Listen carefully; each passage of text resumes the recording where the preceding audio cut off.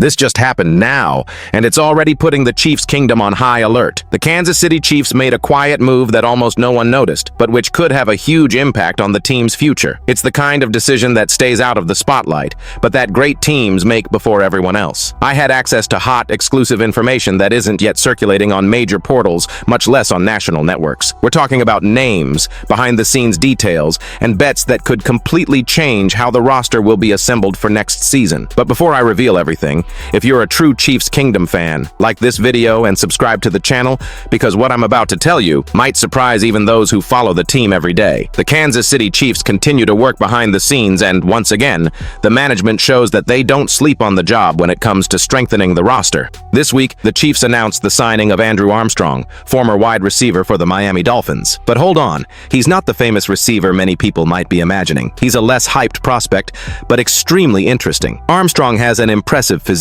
He's 1.93 meters tall and weighs 95 kilograms, coming directly from the University of Arkansas, a name that went unnoticed by many NFL fans, but whose numbers and history are quite remarkable. Armstrong entered the league as an undrafted free agent with the Dolphins, participated in the entire training camp in Miami, but ended up being cut in the final roster reduction. After that, he was out of the NFL for a while, until he received a new opportunity in December, when he signed with the Detroit Lions practice squad, staying for a week. Now, he arrives in Kansas City with a backup future contract, exactly the kind of silent gamble the Chiefs have shown they know how to do very well over the last few years. And when we look at his college resume, the reason for the interest becomes clear. Armstrong was elected to the first-team All-SEC, led the conference in receptions, receiving yards, and yards per game, with 78 receptions, 1,140 yards, and an impressive average of 103.6 yards per game. Furthermore, he finished his college career with at least one reception in his last 39 consecutive games, showing consistency, size,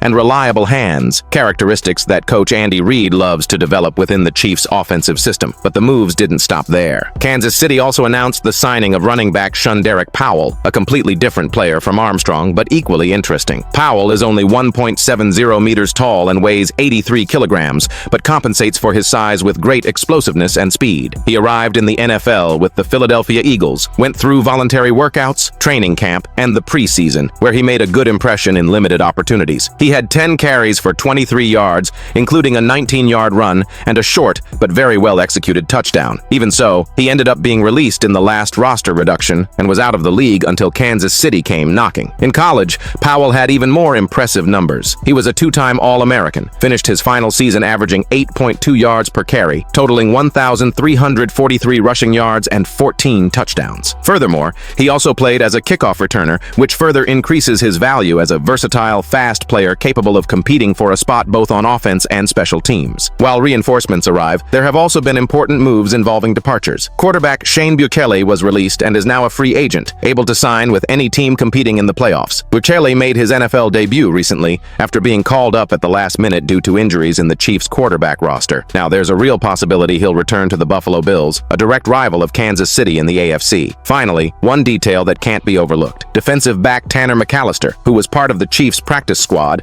has signed with the Denver Broncos. This means he'll be helping a direct rival during the postseason, precisely at a crucial moment in the NFL. In other words, while the spotlight is entirely on the playoffs, the Chiefs continue planting important seeds for the future. The big question remains, will any of these names explode in 2025? Are we witnessing the birth of another silent bet that could pay off big in Kansas City? If you want to continue receiving exclusive information and professional analysis, for all the behind-the-scenes stories and everything that happens with the Chiefs, subscribe to the channel and turn on notifications, because here, fans, the news arrives first.